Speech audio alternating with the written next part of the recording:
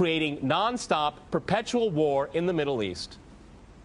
Well, I'm going to make this interesting and disagree with everyone. Okay. I do not accept the premise, which probably isn't too much of a surprise, but nonetheless, I reject the premise that the whole point of the so-called war on terror or investing in the Mujahideen was to somehow fight terrorism or to make a better world. I would argue that if you really want to know what's happening with Middle Eastern policy, then you must read Ldinlemek's A Strategy for Israel in the 1980s. Now, in that document, which is pretty much being played out to a T right now and has been for many years, there were serious objectives for Israel. And Israel's main objectives were to expand and grow in line with the Greater Israel Project. And in order for it to do that, there would need to be an excuse to justify the expansion of Israel. And in order to do that, we would have to sow the seeds of sectarian hatred and violence in the region. The #1 target of this plan was Iraq. We've achieved that. That's not a failure. That's actually a success. Iraq is a failed state largely. It is an absolute basket case. Sectarian hatred is absolutely insane. We see the beheadings and all of this madness, and we think it's a disaster. No, it's not at all. In fact, it's all part of the plan to break up Iraq into 3 different states. When we look at Syria, we also find that the goal is once again the same thing: sow the seeds of sectarian hatred and basically turn that nation into a basket case.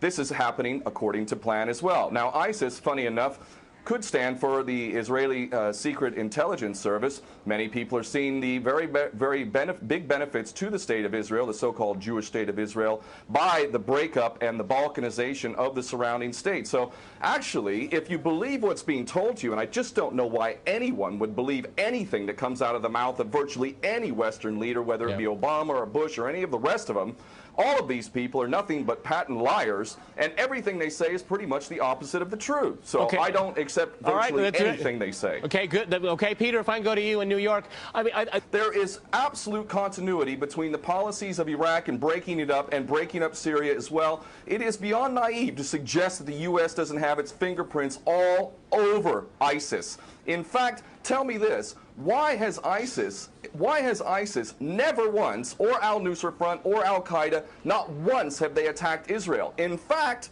ISIS militants are getting medical attention in the Golan Heights and in Israel itself. What does that tell you? There is absolute continuity, but the actual policy, just like the Project for a New American Century laid out very clearly, that a, quote, new Pearl Harbor would be necessary to achieve this goal of full spectrum dominance, you could never tell the American people, or the world for that matter, we're going to fight wars of aggression where we're going to have to invade and occupy, we're going to have to spend hundreds of billions, if not trillions of dollars to achieve the goal of full spectrum dominance, which is to control, absolute control over air, land, sea, and space and cyberspace. The American people never would have bought it, so you can't tell them that. You have to tell them a bunch of lies, and we see this over and over again. What you have to do, Ken, if I can go, it would actually be a question that there must always be a boogeyman. In fact, you're sitting in Russia now. For 50 years plus, we were fighting this Cold War that really was an absolute charade to begin with. There never really was a threat of a Soviet invasion. And for decades, we spent insane amounts of money developing nuclear weapons to the point of really completely, totally collective insanity. And here we sit today in a world that threatens a third world war with a policy that is clearly intended to totally destroy Syria. Let's see what happens. If we take Bashar al-Assad out of the equation in Syria, does anybody with half a brain not understand that that vacuum that's going to be created is going to be a vacuum filled by the most powerful interests there? And who is that right now? Well, that would be our best friends and allies, these little Frankenstein monsters that we create, whether it's al-Qaeda or al-Nusra Front or the latest ISIS monster that we've created. Those are the ones that are going to fill that vacuum, and that fits perfectly in line with Ldinlemek's A Strategy for Israel in the 1980s. And if these other two gentlemen haven't read that document, I seriously suggest you do. Another thing that's really worthy of pointing out is the so-called Islamic State is anything but Islamic. And yes, there is a war on Islam. Islam is very understood by many Muslims around the world to be absolutely 100% forbidden for you to forcibly convert somebody to Islam or kill them.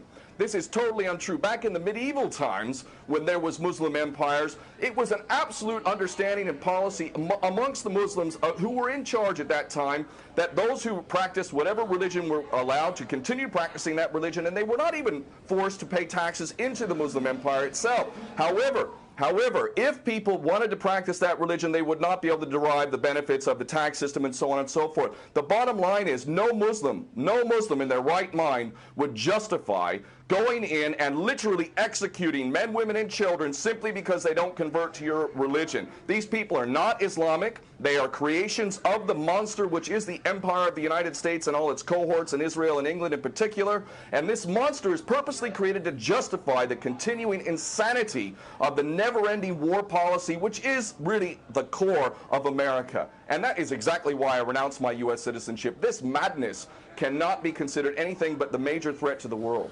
Okay, Peter, in New York, one of the things we've seen... Well, there are very obvious solutions. One is to arrest the traitors in the U.S. Congress and White House who have sworn to uphold the U.S. Constitution, and somehow the American people have sat by while the president has afforded himself the power to execute anyone, anywhere, anytime, for any American citizen to be detained without any due process of law, no representation, incognito, and theoretically, he could be condemned to death by a military tribunal in secret and executed. All of this operating under supposedly the United States Constitution. So all of these traitors need to be arrested, first and foremost. When Netanyahu came to the Congress a couple years back, he received 29 standing ovations by these cowardly chicken hawk traitors. So the American patriots need to stand up and grab a pair and ultimately have some integrity and get rid of these traitors. Secondly, cut off all funding to Israel. Israel is a pariah state, a criminal state. It is committing active policies of genocide by the legal definition of the word according to Black's Law Dictionary.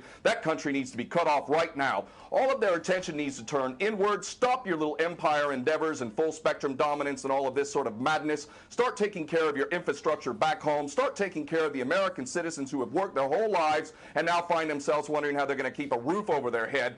All of that is very obvious and very sensible. Or America can continue to decline into an absolute total pariah state, hated and resented around the world, and maybe bring the whole world into World War III. I would prefer that we do the former instead of the latter, but ultimately we need some serious change in government, and that means getting rid of these traitors.